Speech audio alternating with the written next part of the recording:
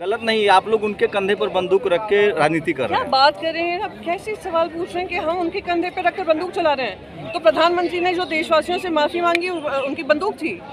कैसे आप बात कर रहे हैं? किसान अपने अधिकारों की लड़ाई लड़ रहे हैं, आप कहेंगे उनके ऊपर बंदूक रखकर काम करें? क्या हमारी जिम्मेदारी नहीं है? अगर सत्ता पक्ष की जिम्मेदारी है, विपक्ष की जिम्मेदारी नहीं है कि अगर कोई हमारा एक तबका पूरा दुखी होकर प्रोटेस्ट कर रहा हो, हम उनकी आवाज नहीं उठाएं? संसद की गरिमा खत्म कर रही हैं आप लोग। संसद की गरिमा खत्म कर रहे हैं। वो खत्म वो कर रहे हैं जो संसद में विश्वास ही नहीं रखते हैं। और वो कौन है आप जानते हैं, मैं जानती हूँ, पर शायद आप बोल नहीं पाएंगे, मैं बोल देती हूँ। भारतीय जनता पार्टी। मैम, बिना चर्चा के बिल आया था और बिना चर्चा के ही बिल वापस कर दिया गया। तो वही तो सबसे बड़ा दुर्भाग्य है इस देश का कि बिल आ जाते हैं, डिस्कशन नहीं होता है, किसी तरह के डिबेट नहीं होता है, फिर माफ़ी मांगकर वापस भी ले लिया जाता है। 700 किसान मर जाते हैं इसमें, इतने लोग शहीद हो जाते हैं लखीमपुर खेरी में, उनके ऊपर गाड़ी चला दी जाती है, किसी तरह की कार्रवाई नहीं होती है, मंत्री अपनी जगह पे बैठे रहते हैं। ये अहंकार का नशा नहीं है, सत्ता का नशा नहीं है तो क्या? मैम एक सवाल और, मैम लास्ट है, लास्ट तो लास्ट। हाँ लास्ट। आपका पॉलिटिकल अलायंस रहा है सबसे लंबा बीजेपी से, आप शिवसेना में आप कैसे आकलन करते हैं? BJP is undemocratic? Yes it is. आपके मन में अभी भी सवाल है? मेरे में नहीं, आप बेहतर जानते होंगे ना, क्योंकि आपकी पार्टी लंबे समय तक अलायंस में रही है। जानती हूँ या नहीं जानती हूँ, पर इंडियन होने के नाते पॉलिटिकल पार्टी में नहीं भी होती, मैं कहती इट इज अनडेमोक्रेटिक। उम्मीद करती हूँ आप सब भी हिम्मत जुटाते। ओनली ड्यू टू बीजेपी और बिहाइंड द आरएसएस की वजह से? सवाल ये था ना कैसे सारी चाबियां भी होती हैं, तो किस तरीके से उसको मैनिपुलेट किया जाता है वो भी सबके सामने। पर इनकी लड़ाई जो है वो उनके वहाँ के जो सही मायने में जो उस लैंड के रहे हैं, वहाँ से जन्मे हैं, वहाँ पे उनकी जनरेशन्स बीती हैं, उनके अधिकारों का हनन कर कर आप अगर सरकार बनाते हैं तो वो सरकार ज़्यादा दिन चल नहीं पाएगी। लेकिन सरकार बनाई तो नहीं लोगों ने, अभी लोकल बॉडी इलेक्शंस में मैं जरा असेंबली इलेक्शंस हो जाने दीजिए, सरकार किसकी बनेगी? आप प्रियंका जी आप लोगों को जिस तरह से निष्कासित किया गया, क्या करें? क्या आप लोगों को संसद में भी बोलने नहीं दिया जा रहा है? संसद के बाहर जब रख दिया तो बोलने कैसे देंगे भैया? जब सस्पेंड करते हैं तो पार्लियामेंट के अंदर अलाउ नहीं करते हैं। तो रही बात हमारे सस्पेंशन की, मैं बस यही कहना चाहूँगी, अनडेमोक्रेटिक फैशन में हुआ है, against the rules of parliamentary norms हुआ है।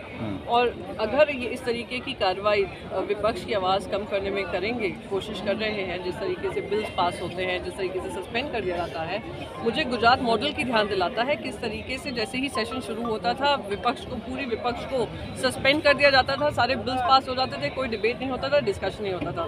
ये मैं क्या मॉकरी ऑफ पार्लियामेंट्री डेमोक्रेसी। मैं तो यही कहूँगी कि अगर आपकी विश्वास ही नहीं है डेमोक्रेसी में तो इस पार्लियामेंट को म्यूजियम डिक्लेयर कर दीजिए और सेंट्रल विस्टा जो बन रहा है उसको एक प्लेस ऑफ टूरिस्ट साइट बना दीजिए। प्रियंका जी, मीडिया को लेकर क्या कहेंगे? आप बहुत दिनों तक आपने मीडिया को रिप्रेजेंट किया, आप पहले शिवसेना में चली गई हैं। मीडिया आप लोग को निगेटिव कह रहा है कि आप लोग की गलती है, वो कह रहा है सरकार ठीक कर रही है। तो ठीक हो जाएगा। ऐसा है, देश की जनता ना काफ़ी समझदार है।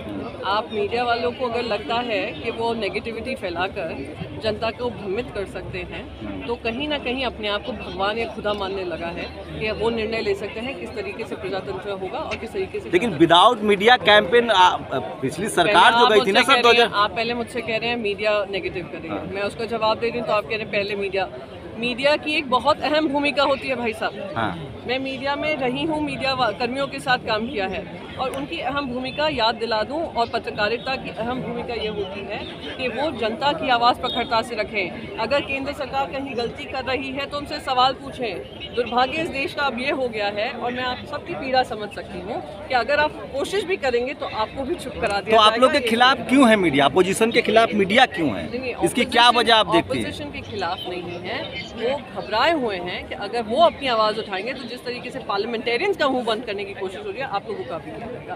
कितने हमारे मीडिया कर्मियों को की जाने गई हैं, मध्य प्रदेश से लेकर उत्तर प्रदेश में आप देख लीजिए। मैं उम्मीद करती हूँ हमारी आवाज़ नहीं उठाएंगे उन्हीं की। लेकिन एक्सपर्ट कह रहे हैं कि अपोजिशन डरा हुआ है, सबके गर्दन पर मोदी जी का हाथ है। एक्सपर्ट कौन है? सबके बीजेपी वाले, सब ईडी सीबीआई से डरे हुए हैं। ईडी सीबीआई और आईटी जो भी है, एक्सपर्ट कौन है? आपने कहा एक्सपर्ट कह रहे हैं, हु आर दीस एक्सपर्ट्स?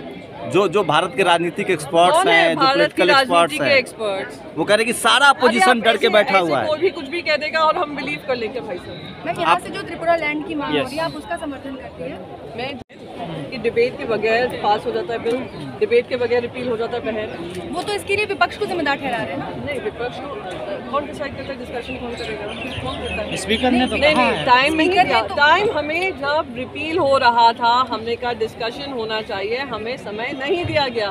थोड़ा पार्लियामेंट्री प्रोसीजर अगर समझेंगे आपको हर एक चीज़ जो पास हुई है वो समझ में आने लग जाएगी किस तरीके से अनडेमोक्रेटिक। 26 आप लोग सड़कों पर आएंगे? 27 के लिए अब वो भी उनको इस तरह विपक्ष पास हो देना जाएगी। लेना एक ना देना दो। उन्होंने तो डिसाइड के लिए विपक्ष की आवाज़ बंद करनी है, पर हम विपक्ष के होने के नाते हम आवाज़ अगर संसद में नहीं बोलने दिया जाता है तो क्या आप लोग सड़कों पर आएंगे? भाई साहब